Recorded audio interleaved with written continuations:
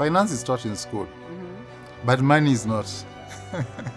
So in life, we have people who make financial decisions and we have people who make money decisions. So when people make more money decisions which do not align to the financial decisions, they become susceptible to money wounds. Those money wounds crystallize to become financial injuries, and then those financial injuries tend to now impose on the person's behavior tendencies. When we get to stage 4, which is the last one, which is retirement, and look back, we realize that we missed an opportunity to build real assets that can now sustain us.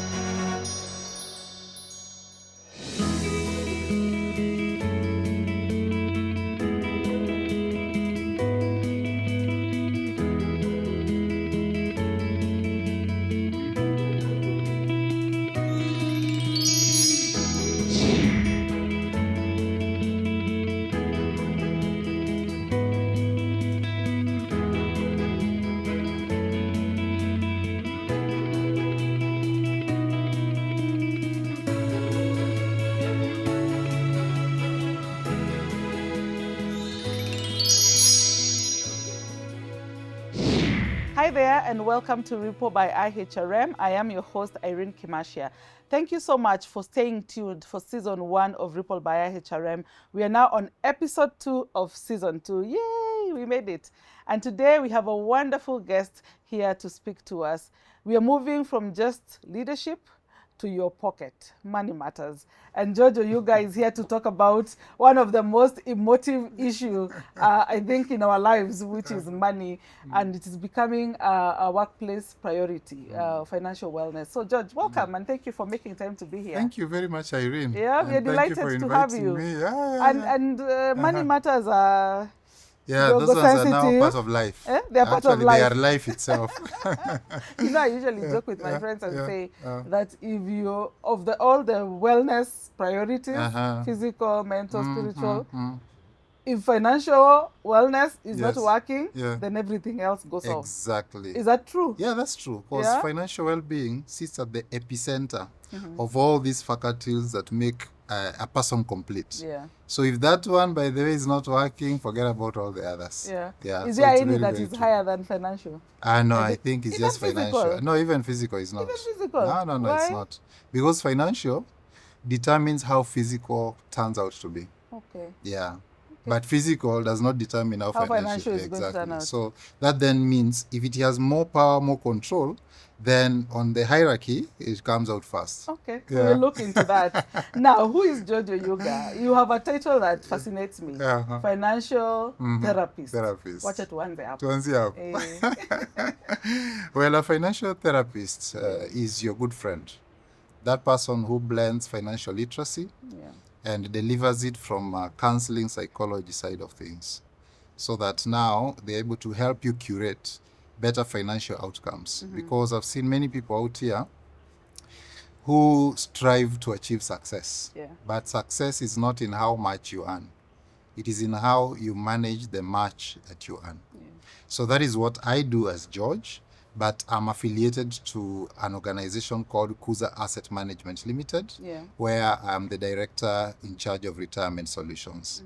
And there's someone who said that when people are happy, they enjoy the music. Yes. But when they are sad, they understand the lyrics. The lyrics. Yeah, so the outcome of our financial journeys actually gives us the space where now your lyrics become more clearer. And there is no other such space as retirement. So I'm a retirement specialist, by the way. That's my background the last 20 years. It's just that now the last 3 years I've been blending now financial literacy and counseling psychology to try and now breed financial therapy. Wow. Yes. I want to appreciate the relationship between the psychology and your financial well-being. What have you observed in the recent past? What's the relationship? Okay, one of the things I came to appreciate is the fact that finance is taught in school, but money is not. So in life, we have people who make financial decisions and we have people who make money decisions. What's the difference? The difference is that financial decisions are more about the logical side of things.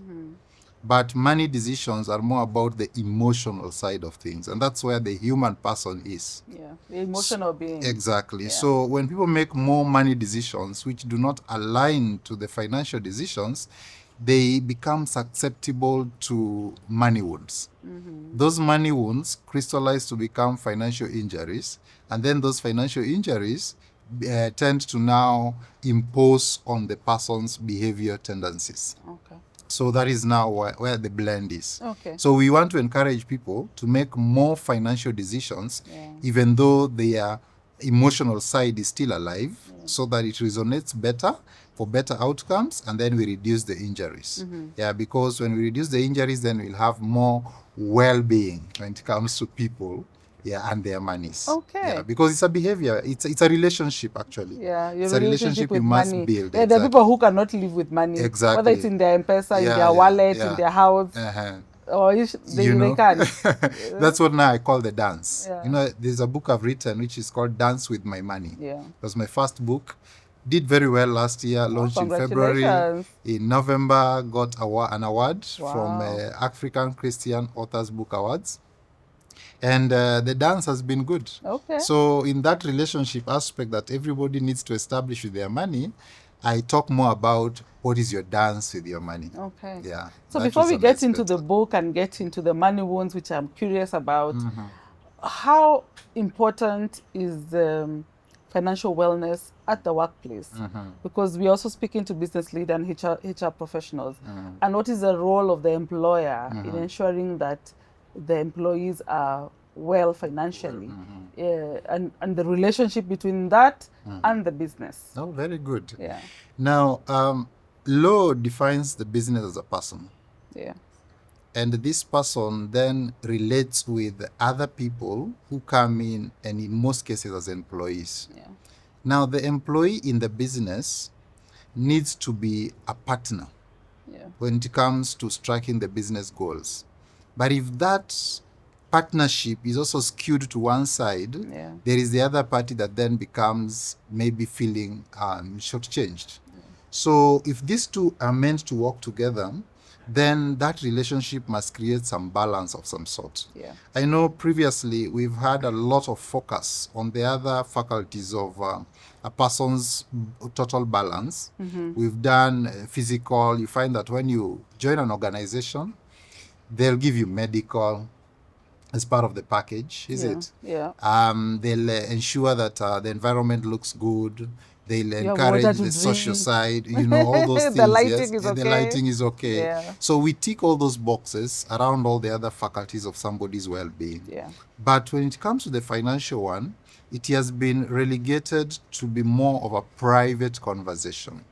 And because of those things I talked about, which are money wounds, when a person is injured, what we actually end up seeing is that injured people injure others.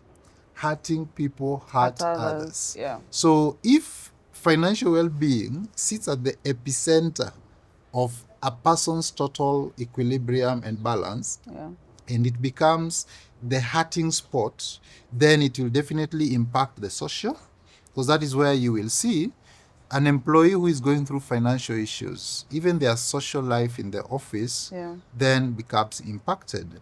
An employee who is not able to meet their own needs, even other things, they'll compromise on diet, they'll compromise on so many other things, which later on also will impact their physical well-being. Then tomorrow, we are dealing with absenteeism at work. Sick off, medical goes up.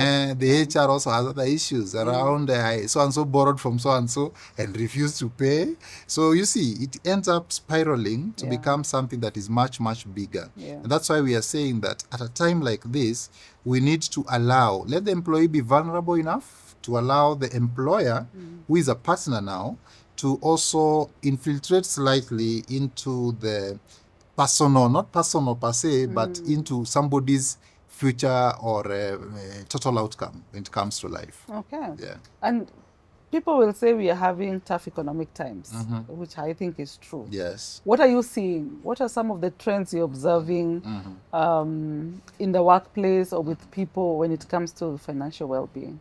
Well, they do come, but because every dark cloud has a silver lining, Yeah.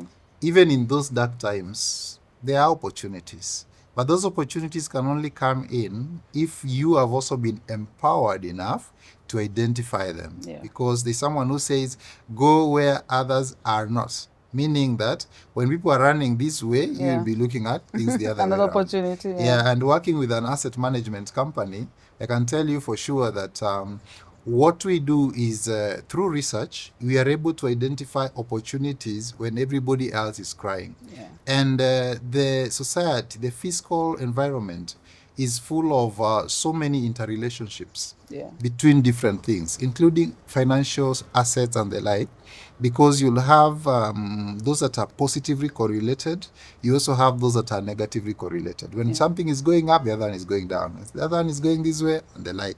So how to take advantage of those things then requires that we open up conversations that can empower the employee to be a better financial manager. Because a financial manager tells his money or her money where to go. But if we don't do that, then you become the auditor in your own space, where you trace where the money went. Nilikuwa na 1,000. Where did it Imeenda go? wapi? Imeenda wapi? So it becomes a bit challenging that way. Yeah, Okay. yeah. So in relation to your book and the dance, tell us a little more about money wounds. What are they, and how can I identify if I have some, if I'm injured? Okay. Yes. Well, you know, life presents to us 4 distinct stages in life. Yeah. There's a stage where we were all in the dependency stage. We depended on either our parents or our guardians or whoever it is who brought us up. Yeah. And it is their resources that we tried to use to curate a better future for ourselves. Yeah. In that particular space and in that season, if we ended up having what I would call suppressed economic desires, we will see them manifest when we get to our second stage. And the second stage is the stage of earnings. That's a lot of English. Suppressed economic desires. Those are things that you feel, if I only had money. My money, this is what I would do. I thought when I have my own money, I'll be eating fries every day because I was not allowed to do that. Then I've realized I can't do. That was a suppressed economic desire, you know. So when you got to the stage where now you're getting your own money, some of these things start manifesting.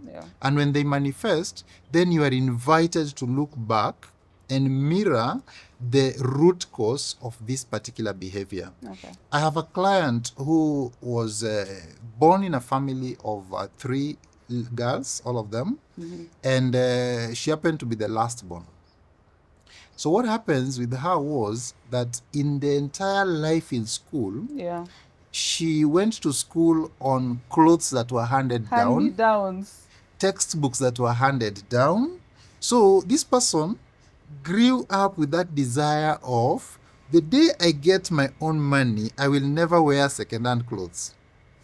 So if today we are dealing with expensive purchases, we are dealing with where is my money going, but we know very well it is to this particular clothing line, then you see, it is something that we want to address from back there. So anyone we onboard, even into the organizations, if they carry with them those money wounds, some of them were because of those suppressed economic desires, that thing will manifest. Then they come to a work environment where the HR is saying, those are private issues, those are private matters. You, once we've paid you, how you manage your money, it is up to you. Then you have an employee who has that challenge, whose money cannot remain in there. You know, we say that some of us earn the Olympic shilling that comes, hopes, steps, and jumps. Out. By the 15th, this is the person now you'll start dealing with when it comes to issues of borrowed from here, or I cannot come to work. They can't tell you directly, I don't have fare, but they'll position something different. Manuel, things you can't prove immediately, is it? So those challenges are there. And when they do come, if we are not careful, they then end up infiltrating and affecting, number one, productivity. Then number two, even the culture in the organization. So it's good that people take charge of that. Is it possible to realize that I have a money wound? Yeah, you can. It's possible. Yeah, you can. If you came for financial therapy, no, away from financial therapy, I'll take you to a triage. And in that triage, some of these things, you just say, okay, give me your narrative, your history. How were things? Talk about the things you liked, the things you didn't like, the things you're feeling like, if I got control of power, for me, this is what I would address first. What were they? Those things come out. Those things come out. There's a place for, if you just sit with yourself, you may never realize. You may never realize. So you need to be proactive and address some of these issues. Exactly. By the time you realize personally that you have a challenge, it means that that thing has actually spiraled and has taken you to the farthest end. And you're trying to find your way back. It's out of control. It's now out of control. That's when it manifests through self-awareness. But most of the time, you'll just see it in behavior. You see it manifest in other things, and that is life. So you see this person who's come in stage 2, where they are now making their own earning. If you watch, and right now by there, I know after this, you will now start being a bit more, I would say, aware, you know. You can tell, and you can sit with even employees in your own organization, you can sit with them and remember who they were and how they were dressed, and how they behaved in week 1, and who they are today. Now. Yes. And some of them actually go through complete transformation. Yeah, because there are people, if you close your eyes like this, I can't remember which hairstyle you had when you came to, when you first reported, is it? And if you are the same, is that also a money wound? No, if you're the same, it also speaks something different. Because some of us reported to work in oversized coats. That tells you that I had a generous uncle. But do you know what that created? I was just waiting for my first paycheck. When it came, complete transformation. So it already tells you, there were some suppressed economic desires. Now, if we carry those wounds again to the 3rd stage, which is now the growth stage, then we'll end up finding ourselves maybe pushing more of our income towards pursuing things that are not beneficial. They may be permissible, but not beneficial. So we find ourselves in the traps of what I call flowsets. You know, flowsets are those things that look like assets, but they do not give you. You only use them to floss around. To place on the table. Just floss around and the like. So we end up pursuing that a lot. And when we push our finances towards those, when we get to stage 4, which is the last one, which is retirement, and look back, we realize that we missed an opportunity to build real assets that can now sustain us. Because you see, in that stage now, it is you taking a back seat, let your assets do the shouting and the work, is it? You sweat them enough to make sure that now they can support you. But if you did not, then you will now start looking at other assets, and some of those other assets, you see them in your children. They become the black tax, you know, so it's a spiral. But if you look at it, a wounded parent trying to heal their younger selves in their children will end up being overprotective and overcompensating, because you're trying to relieve your past in the kids that you're raising. And when we do that, definitely, we're also showing them that this is how these things are done. Tomorrow they embrace the same, and then they are also on another spiral, and all of us are a complete lost. Exactly. So there are stages here. So one is for at an individual level to evaluate where you are at, seek help. But are we seeking to transform all HR professionals into therapists? Or what is this one skill that the HR needs so that they can support their teams and, of course, also engage subject matter experts like yourself? Okay. What I would say is that this is just a call to make the H more visible. The human.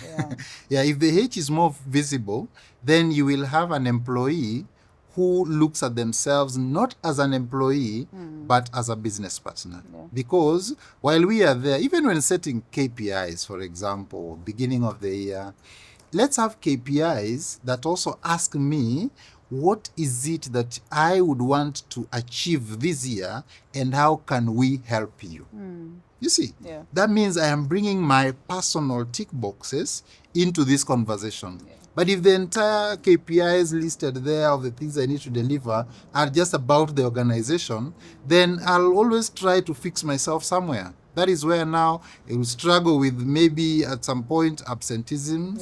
You'll struggle with, there is some unfaithfulness in terms of resources. At times I pretend I'm working, but I'm not working. I'm actually ticking my own boxes, using you're moonlighting elsewhere, or using company resources to fulfill my own desires, simply because I was left out of this conversation from the word go.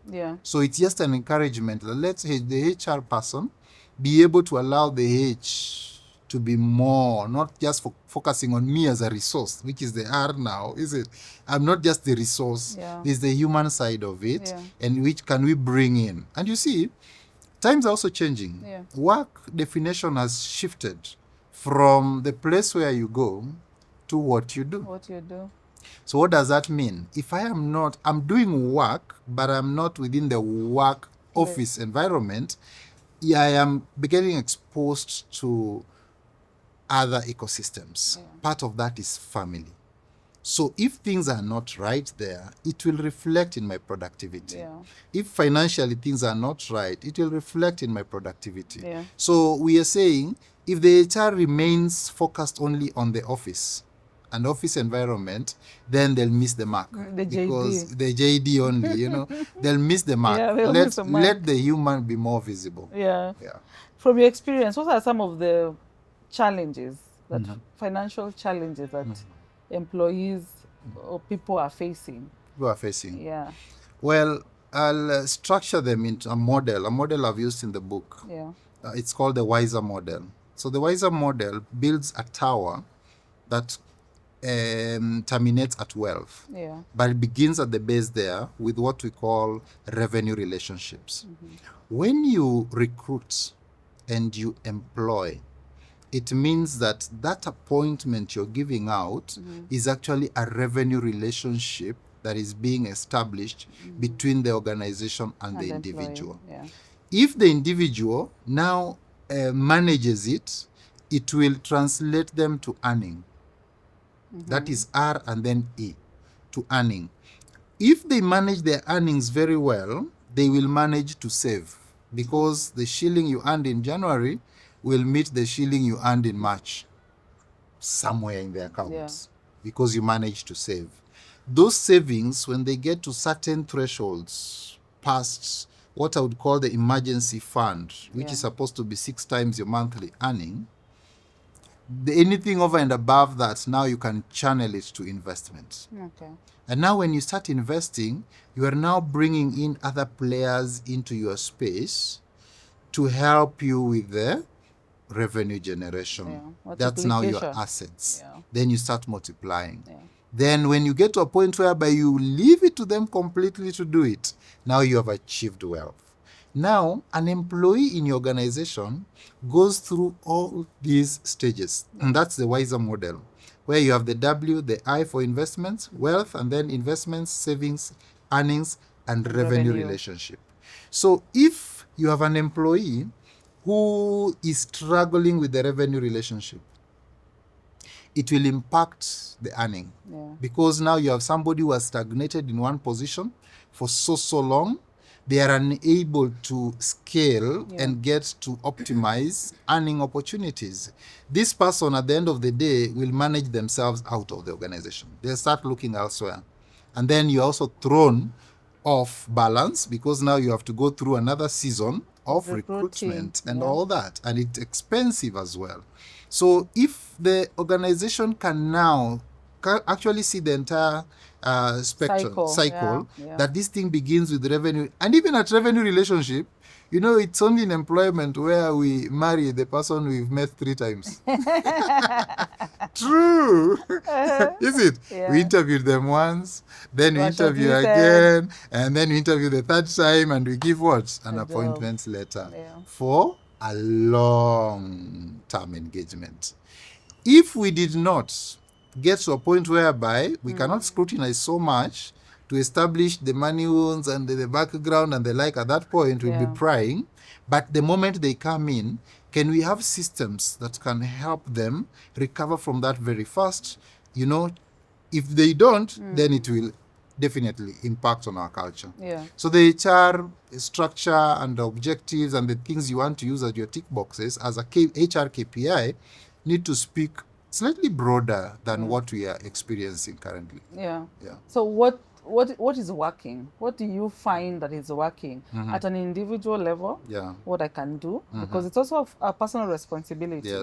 And also for the organization, having those structures. What have you seen work? What I've seen work is where the employee is invited to activities which they genuinely feel have been structured for them. I think that one now, they will participate and you will not struggle with things like attendance and the like. I've been invited even to speak to organizations, and I'm doing a financial literacy talk. You know, if the culture of that organization was such that someone feels like this is just a HR tick box, you will actually either get people who have been forced there physically, but their minds are off. Elsewhere. There was a meme going around, someone was asking, how much is this? Like, you should have paid me that money. Exactly, you saw it. You're taken on a flight and you're like, wow, how much they spend on this one? I wish I could have gotten this money. I saw that as well. So it actually speaks to when the culture is right, then that means the employer is playing their part and the employee is feeling included in that conversation. Okay. And so what are some of the assumptions we make? The assumptions we make? Yes, about financial well-being. You know, like there are people... Okay, let me not get into it. What are the assumptions that we make? Some of the assumptions we make is that people are very good financial managers. Some of them even because they studied finance in school. They said earlier on, finance can be taught in school, but money is not. So we need to come out, accept that we are vulnerable, and we also need some hand-holding when it comes to money management and money matters. So assuming that everybody knows where they are, is where, you know, being in the industry for 20 years now and interacting a lot with people who are retiring, you know, you end up discovering that by the time someone is retiring, it is that retirement check that becomes the only money this person has. That becomes the only hope of ticking certain boxes they have not ticked in life. Yet, this check you're looking at now, which is either 10 or 15 or 20 million, is actually an accumulation of 5 or 10% of your collective earnings over all those years. So the question is, where was the 90% going? You see? That you're now depending on this percent. Exactly. So if we do what other people are doing out here, which is a bit, I would say it's like announcing somebody's sentence to jail, because you're bringing them for things like retirement planning too late. When the pay slip is in the ICU, there's very little wiggle room when it comes to what they can adjust in the lifestyles they've had. What if these conversations began early? So the HR needs to say that if an induction process does not include retirement planning from that day one, then that induction process is incomplete. That is what I would take. We need to start early. Yes, we need to start early. There was a study that was done and was indicating that post-retirement, most professionals are either becoming very sick or even passing on because they're unable to manage that transition. What are your thoughts as now a retirement expert? Someone like me, I'm not sure whether I want to retire. Or what does that even mean?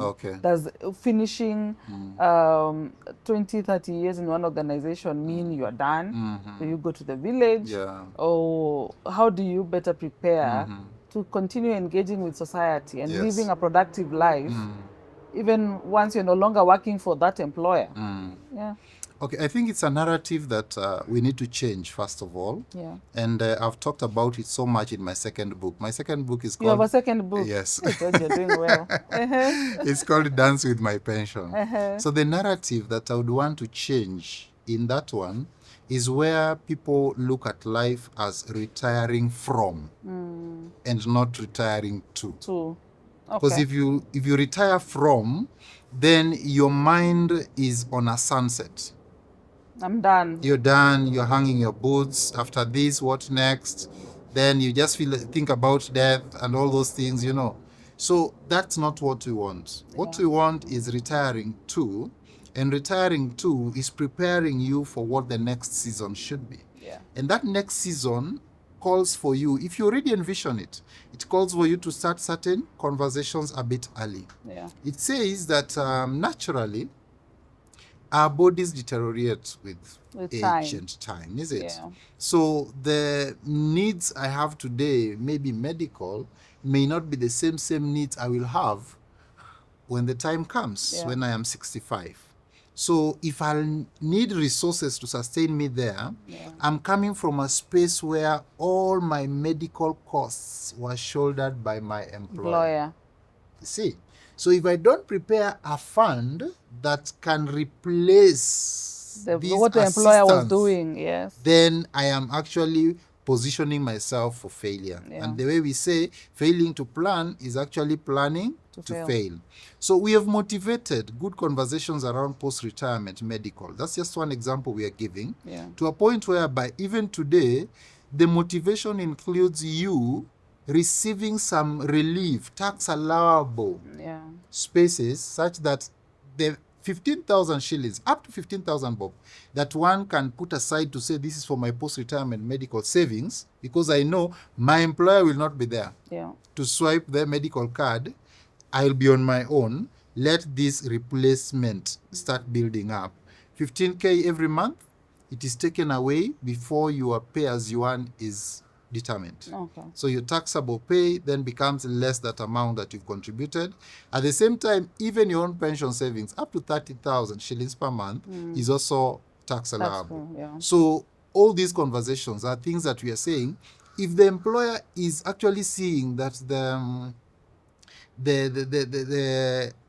embracement of this is very low, because it's an additional voluntary thing, have this conversation with people, you know.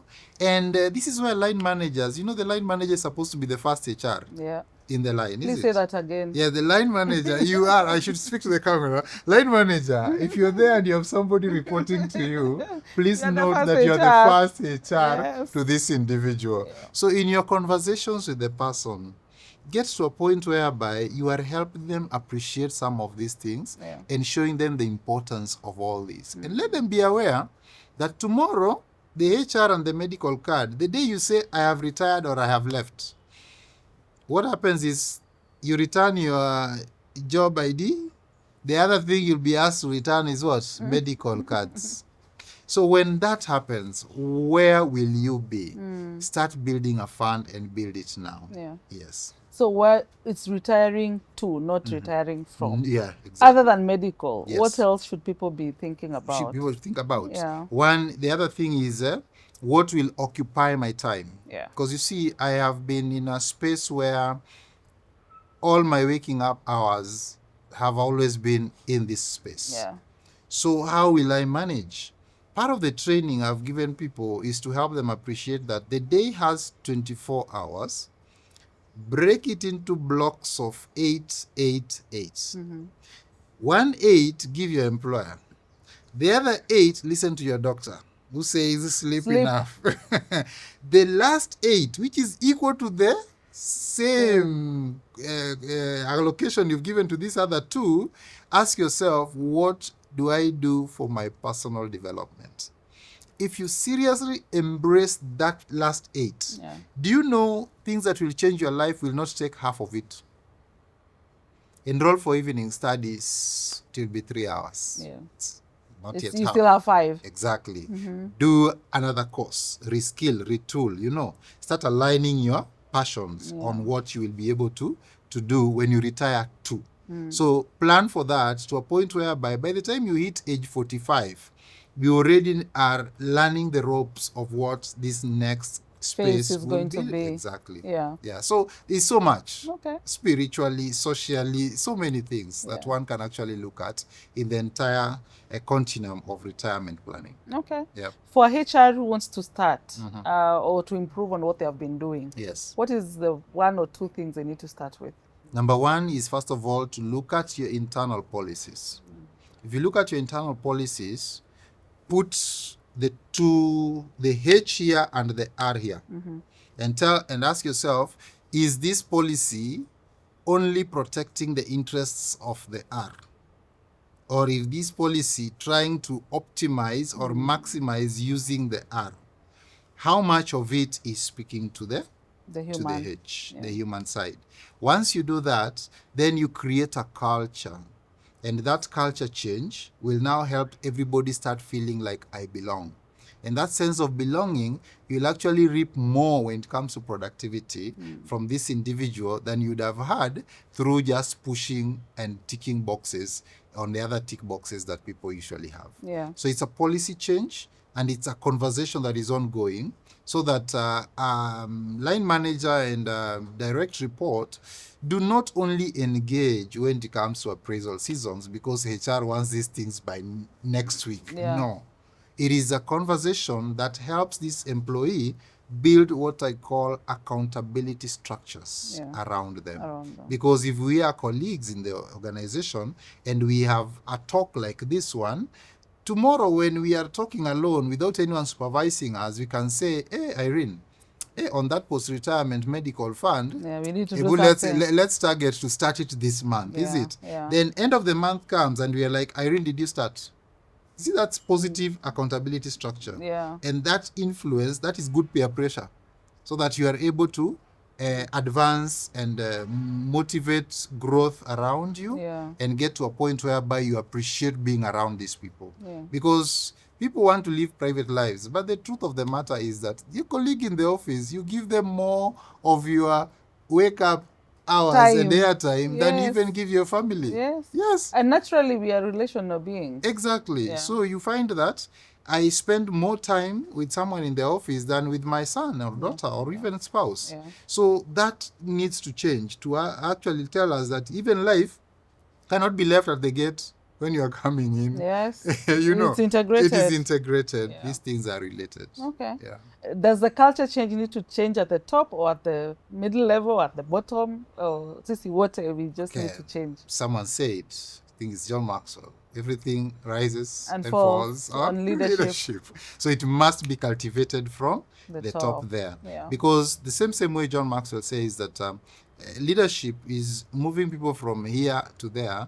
You need to be open enough to define your here and know what is it in this organization that actually needs to change. Then what is it that we desire going forward? Then you now demonstrate that we are on this journey together and we are actually headed to better outcomes. Okay. Thank you, George. As we wrap up, maybe you can tell us where we can find your books and you can give a parting shot on why financial well-being is a workplace priority. It's a workplace as priority. We close this. Thank you very much. My books are available at Nuria bookstores. They are available online as well as physically. They have, I think, stores in Moy Avenue, Bazaar Place, First Floor. That's where one of their bookstores is. But you can find them online, and they deliver when someone orders. So for me, the parting shot would be just leveraging the same phrase I started with earlier on, to say that when people are happy, they enjoy the music. But when they are sad, they understand the lyrics. So when you appreciate that I have a chance to understand my lyrics while I'm still happy, I have some control, then things will be much, much better. And my call to HR people is, can you create programs, conversations, open up spaces where people can actually get to a point where they can have a chance to appreciate, to understand the lyrics early before it becomes a disciplinary case. Because I've had people who have called me to say, George, we are seconding this client to you for financial therapy because of A, B, C, D. Then you are like, oh, so this one, it is the problem that has brought them.